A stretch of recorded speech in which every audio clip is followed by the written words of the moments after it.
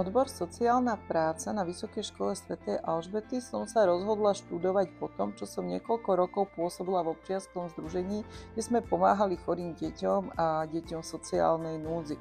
Som veľmi rada, že som sa rozhodla práve pre našu školu, pretože okrem teoretických znalostí a praktických zručností mi dala aj nových kamarátov a ako študent som sa mohla zúčastniť množstvo akcií a projektov, ktoré škola organizovala. Napríklad sme tu v Skalici varili guláš pre ľudí bez domova, pomáhali sme utečencom zo Sýrie, organizovali charitatívnu zbierku na pomoc ľuďom postihnutými povodňami či detskú humanitárnu univerzitu.